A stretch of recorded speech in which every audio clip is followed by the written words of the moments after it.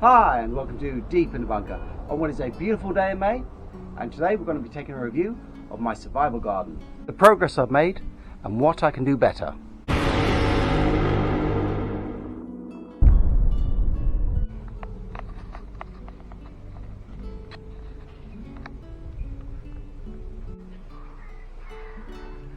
Alright, let's have a look at our potatoes. They're an absolutely lovely crop. It's very limited numbers. So, if I wanted to have a crop that was anything near meaningful in numbers, I need to lift up this grass area here and cultivate over. It's approximately 6 wide by 8 long, which is absolutely going to be perfect for a couple months supply. So you've got rows 12 inches apart, so that's 6 rows, 8 foot long, and I think that will be about 2 months supply. I mean, what I've got over there is probably only a week's supply in reality. Now, it'd be absolutely awesome if I could grow something like sweet potatoes here. However, southeast England, I don't think I've got the proper climate for that.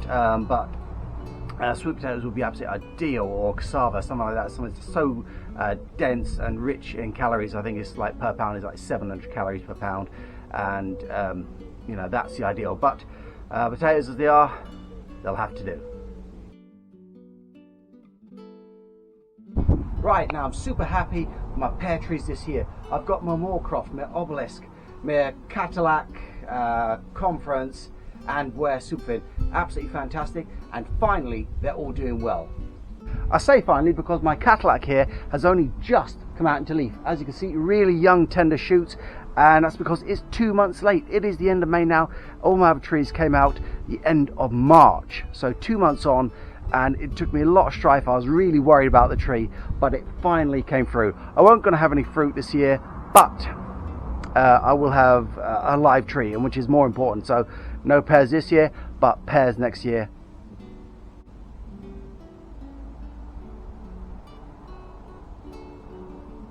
The other pleasant surprise I've had is my Obelisk. As you know, it's a maiden this year, so I didn't expect anything. But look here, an actual blossom. So it could be that this year I'm going to actually get a pear off this tree. Here we have my Ware Superfin, and as you can see, I've got absolutely lovely few pears in this. I'm really looking forward to these because these are the creme de la creme. I mean, absolutely perfect for poaching and canning up later on in the year to keep going for those winter months. Yeah, every time I have them, they are the best, and that is it. Super thin, super fine. Couldn't get better. Now, this is all great, but is there anything I'd change? Well, yeah, I have to say there is. It'd have to be this. Moorcroft. Really wonderful to have, and it was a great idea to start off, you know, drink your own perry, that's your pear cider. But in a survival situation, I'd have to change it. I'd have to go for another cooking pear, and I'd have to go for the absolutely latest in the season.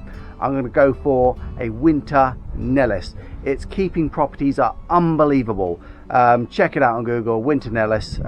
That'd be the one. So, having planned my pear trees, it would go in this order. I've got my wild planted Conference, I've got my, for eating, and also for my eating, I've got my Obelisk. For cooking, I've got my Ware Superfin and my Cadillac. And for winter storage and cooking, it would be the winter Nellis. I say I absolutely love it. I love having fresh pear cider, but in a survival situation, not practical. I'd rather eat than drink, or would I rather be drunk?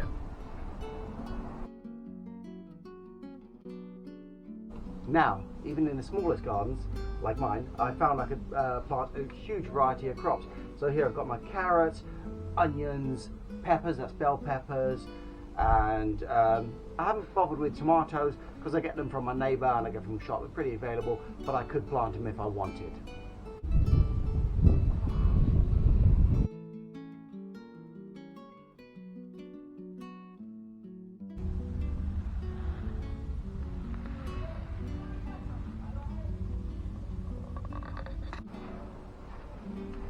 Right, so I'm just putting on a few eggshells here, trying to put a little bit of natural defence against the oncoming slug infestation, which will no doubt happen.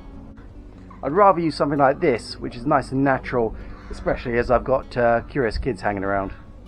So with my vegetable patch, some successes, some not so great.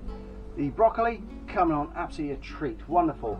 No slug attack, absolutely nothing. However, when it came down to the chard and the kale, not so great.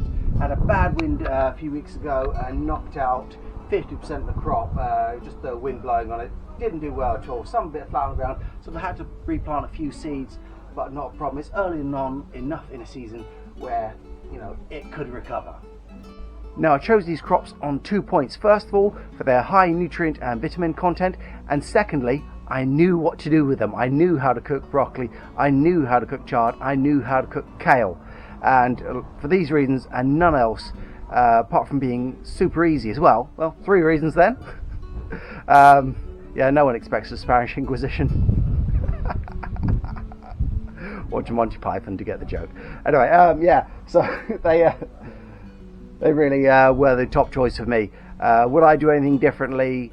In this case, no. I think I've done well. I think I've chosen right.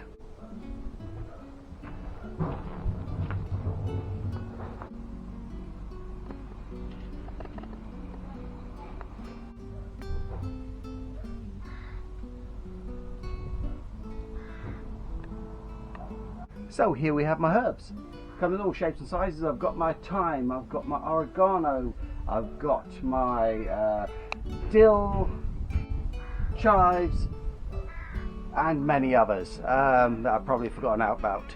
By the way, yeah, so once again, these chosen cause I know what to do. Yeah, I say I got tarragon, I got parsley, I got lemon balm, I got mint, etc. All herbs, all wonderful. Yeah, so why have I chosen these? I chose them because I cook with them. Thyme, oregano, the basis of most of my cooking. Dill, it's obviously fresh. Chives, I love the scrambled eggs with chives. So I'm using things that I'm growing things that I use all the time, and I want to use them daily, and I know how to dry them at the end of the season. Things I wish I have, things like rosemary, but really occasionally used. I mean, I can make a fine rosemary tea, fresh or dried. However, I don't eat lamb that much. Roast lamb in this country is it's a very occasional thing. You're talking once a month, something like that. So no, I'm very confined with space here, and I felt I'm going to grow the crops that I eat on a daily basis, and that's what I have done. Right, I hope you enjoyed this super quick look around my herb garden, my vegetable patch, pears, etc. And I hope it's given you a few ideas for what can help you. How much and quantities you need to grow is obviously up to you, the size of your family, etc. But don't scrimp, don't think that one box is enough. It's never enough. If you think you got enough, double the space. On that positive note, this has been Deep in the Bunker. Take care, stay safe, stay sane.